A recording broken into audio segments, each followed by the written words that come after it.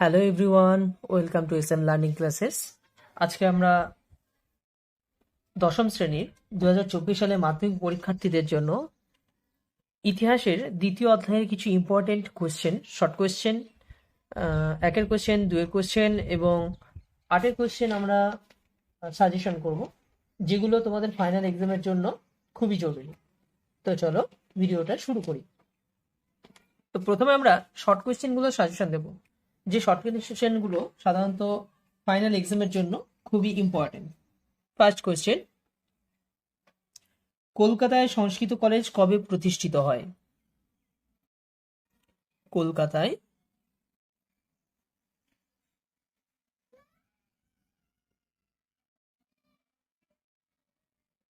সংস্কৃত college কবে প্রতিষ্ঠিত হয়?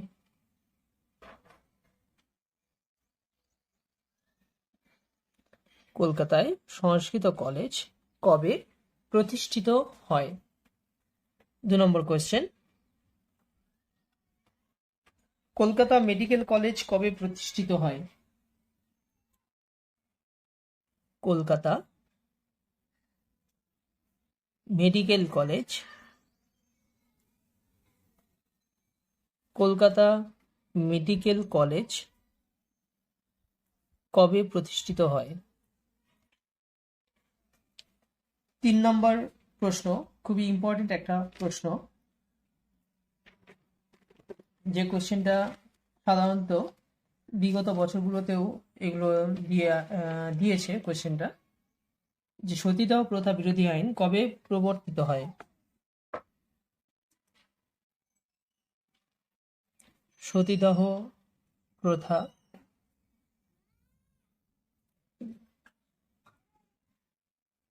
বিরোধী আইন কবে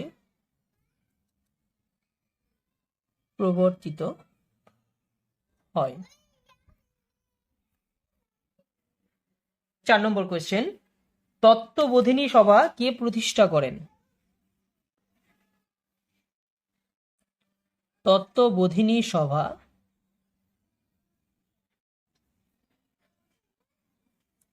কে প্রতিষ্ঠা করেন?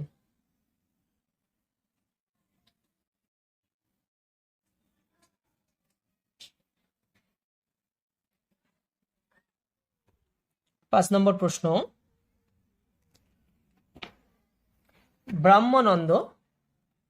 ব্রহ্মানন্দ নামে কে পরিচিত ছিলেন?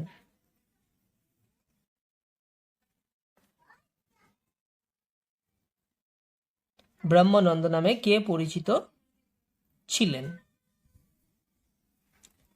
নেক্সট কোয়েশ্চেন, 6 নম্বর, শিব জ্ঞানে জীব সেবা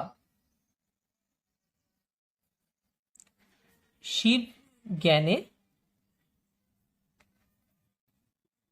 জীব সেবা উক্তিটি কে করেন?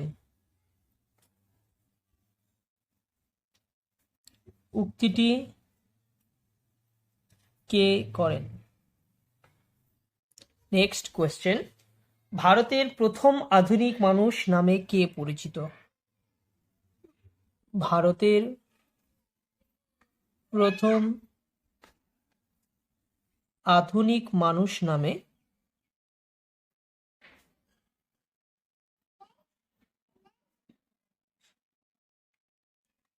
কে পরিচিত?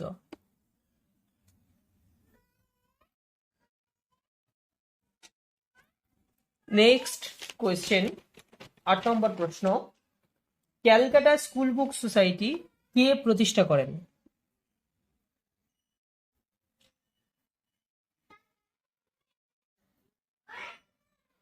Calcutta school book society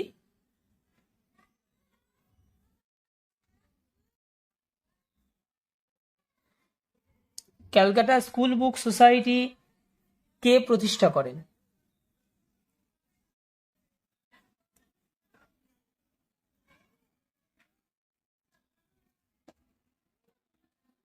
next question, 3 আইন কবে প্রবর্তিত হয়? তিন আইন কবে প্রবর্তিত হয়?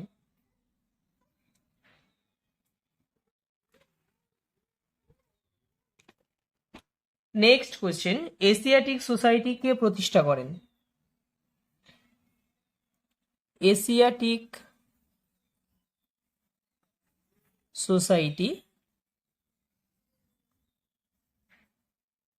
কে প্রতিষ্ঠা করেন?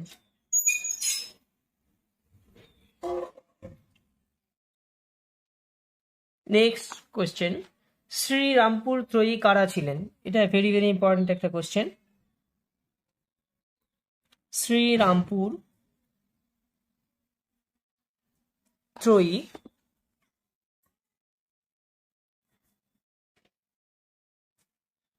কারা ছিলেন? নেক্সট কোয়েশ্চেন, 12 নম্বর প্রশ্ন, একজন পাশ্চাত্যবাদীর নাম।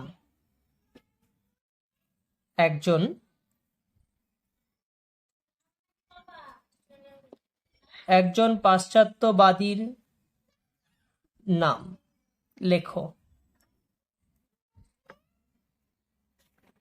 এবং এই যে কোশ্চেনগুলো দেওয়া হলো, এই কোশ্চেনগুলো মান থাকবে 1। কত মান থাকবে? 1। ঠিক আছে, এলো দ্বিতীয় অধ্যায়, ইতিহাসের যে দ্বিতীয় অধ্যায় রয়েছে সেই দ্বিতীয় অধ্যায়ের কোশ্চেন, দশম শ্রেণীর দ্বিতীয় অধ্যায়ের কোশ্চেন। অধ্যায়টা তোমরা দেখে নেবে কি রয়েছে। অধ্যায়টার নাম হবে সংস্কার, বৈশিষ্ট্য ও পর্যালোচনা। সংস্কার, অধ্যায়টা হচ্ছে সংস্কার, বৈশিষ্ট্য ও পর্যালোচনা।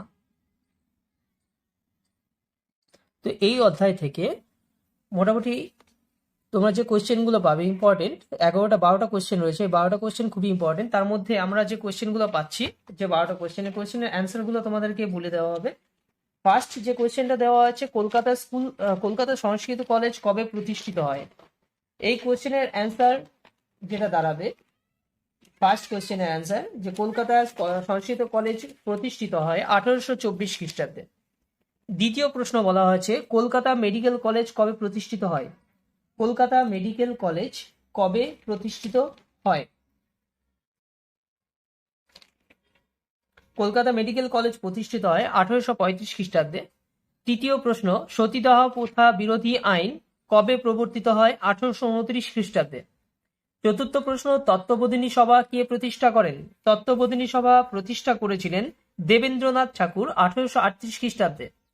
5 নম্বর প্রশ্ন, ব্রহ্মানন্দ নামে কে পরিচিত ছিল? ব্রহ্মানন্দ নামে পরিচিত ছিল কেশব চন্দ্র সেন। 6 নম্বর প্রশ্ন, শিব জ্ঞানে জীব সেবা উক্তিটি কে করেন? শিব জ্ঞানে জীব সেবা উক্তিটি করেছিলেন স্বামী বিবেকানন্দ।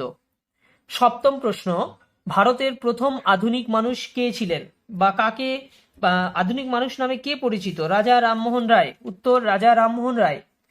8ম প্রশ্ন, ক্যালকাটা স্কুল বুক সোসাইটি কে প্রতিষ্ঠা করেন? ক্যালকাটা স্কুল বুক সোসাইটি প্রতিষ্ঠা করেছিলেন ডেভিড হেয়ার 1817 খ্রিস্টাব্দে।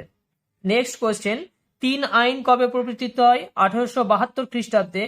10 নম্বর প্রশ্ন, এশিয়াটিক সোসাইটি কে প্রতিষ্ঠা করেন? এশিয়াটিক সোসাইটি প্রতিষ্ঠা করেছিলেন স্যার উইলিয়াম জোন্স। 11 নম্বর প্রশ্ন, শ্রীরামপুর তৈরি কারা ছিলেন? শ্রীরামপুর তৈরি ছিলেন William Carey, Marshman, Alexander Duff. এবং এই অধ্যায়ের শেষ প্রশ্ন, একজন পাশ্চাত্যবাদীর নাম। একজন পাশ্চাত্যবাদী কে ছিলেন? একজন পাশ্চাত্যবাদী ছিলেন আলেকজান্ডার ডাফ। এবার আমরা এই অধ্যায়েরই 2 নম্বর যে কোয়েশ্চেনগুলো, সেই কোয়েশ্চেনগুলো নিয়ে আলোচনা করব।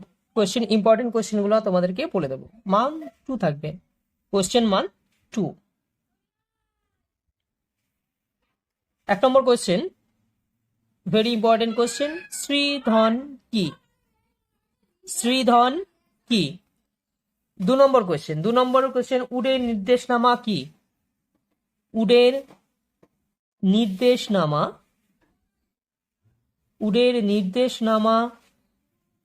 কি? 3 নম্বর কোয়েশ্চেন যেটা, মেকলে মিনিট কি? মেকলে মিনিট কি? নেক্সট কোয়েশ্চেন, 4 নম্বর কোয়েশ্চেন আমরা যেটা দেব, যে ব্রহ্ম সমাজ কে কেন প্রতিষ্ঠা করেন? ব্রহ্ম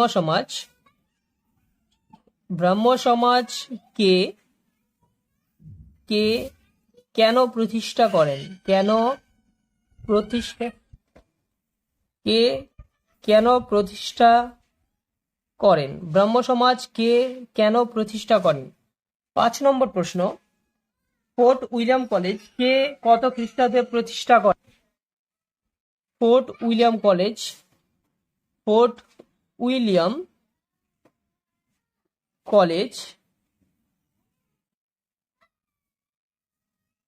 কে কত খ্রিস্টাব্দে প্রতিষ্ঠা করেন? ফোর্ট উইলিয়াম কলেজ কে কত খ্রিস্টাব্দে প্রতিষ্ঠা করেন? এই অধ্যায়ে আরেকটি ইম্পর্টেন্ট কোশ্চেন, যেটা ছোট কোশ্চেন, মানে শর্টের মধ্যে আসতে পারে, যে ভারতের শিক্ষা বিস্তারের ক্ষেত্রে প্রাচ্যবাদী বা পাশ্চাত্যবাদী বিতর্ক বলতে কি বোঝায়? ভারতের আধুনিক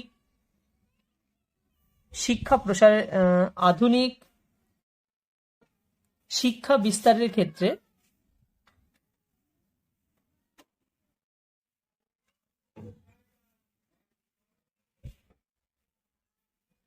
প্রাচ্যবাদী বা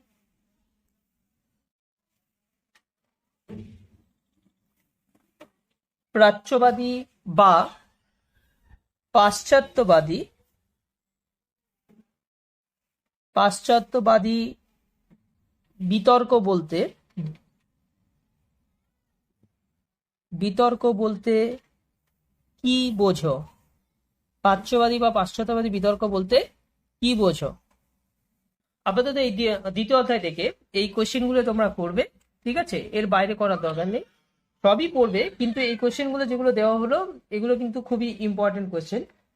আরেকটা কোশ্চেন আমি যেটা বলবো, যে রাজা রামমোহন রায়কে কেন ভারতের প্রথম আধুনিক মানুষ বলা হয়, এটা তেমন ইম্পর্টেন্ট না। তবে এইখানে যে কোশ্চেনগুলো করা হলো, এই কোশ্চেনগুলো ভালো করে রেডি করবে, এর মধ্যে থেকে আশা করছি তোমরা অবশ্যই পাবে পরীক্ষায়। এবার আমরা কোশ্চেন 4-এর যে কোশ্চেনগুলো, সেই 4-এর কোশ্চেন নিয়ে আলোচনা করব, যেগুলো পরীক্ষায় ভেরি ভেরি ইম্পর্টেন্ট। উডের ডেসপ্যাচ, টিকা, এটা টিকা দিতে পারে, এটা মান থাকবে 4। 1 নম্বর কোশ্চেন, উডের ডেসপ্যাচ, টিকা দেবে এটা, ঠিক আছে? উডের ডেসপ্যাচ, এটা টিকা থাকবে। দ্বিতীয় একটা প্রশ্ন আছে, নারী শিক্ষা প্রসারে, দ্বিতীয় কোশ্চেন, নারী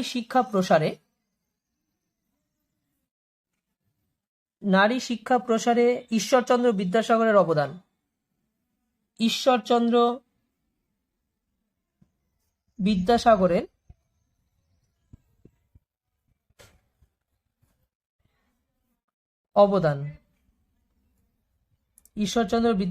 অবদান, ঠিক আছে? আলোচনা করো, দিতে পারে।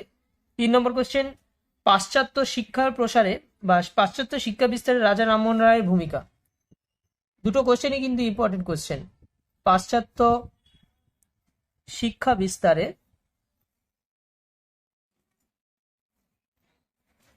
রাজা রামমোহন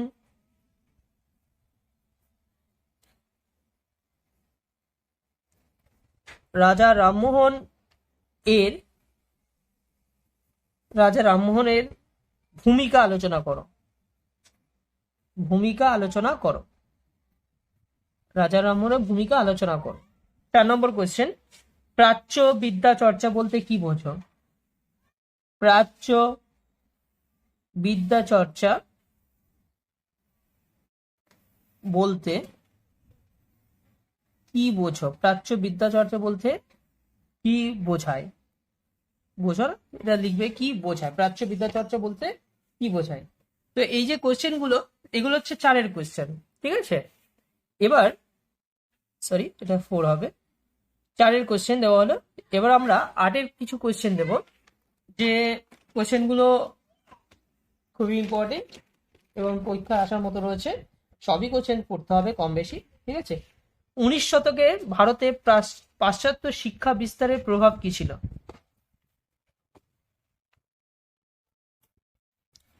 মান থাকবে 8। 19 শতকে, ফার্স্ট কোয়েশ্চেন, 19 শতকে ভারতে, 19 শতকের ভারতে পাশ্চাত্য শিক্ষা বিস্তারের প্রভাব কি ছিল? শিক্ষা বিস্তারের প্রভাব কি ছিল?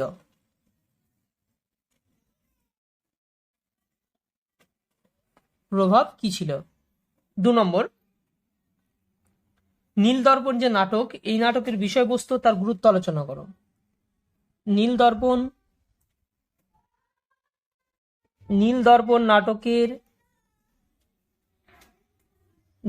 নাটকের বিষয় ও তার গুরুত্ব আলোচনা করো। নীল দর্পণ নাটকের বিষয় ও তার গুরুত্ব আলোচনা করো। 3 নম্বর কোশ্চেন, এই অধ্যায়ের শেষ কমন প্রশ্ন, সতীদাহ প্রথা নিবারণ ও বিধবা বিবাহ প্রবর্তনের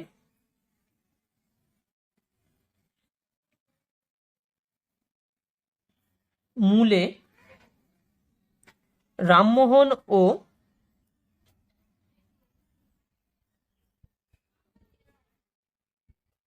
বিদ্যাসাগরের অবদান।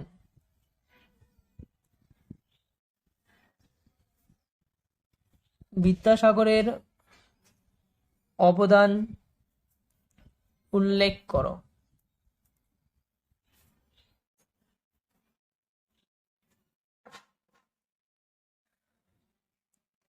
প্রথম থেকে কোশ্চেনগুলো আরেকবার দেখিয়ে দেবো তোমাদেরকে। এগুলো হচ্ছে দ্বিতীয় অধ্যায়ের সাজেশন কোশ্চেন। এগুলো 2 এর কোশ্চেন এবং 4 এর কোশ্চেন, এবং এগুলো হলো 8 এর কোশ্চেন। তো ভিডিওটি যদি ভালো লেগে থাকে তোমাদের, অবশ্যই আমার যে চ্যানেল রয়েছে এসএন লার্নিং, চ্যানেলটিকে সাবস্ক্রাইব করে দিও এবং ভিডিওটিতে একটি লাইক করো এবং কমেন্টের মাধ্যমে অবশ্যই জানাবে।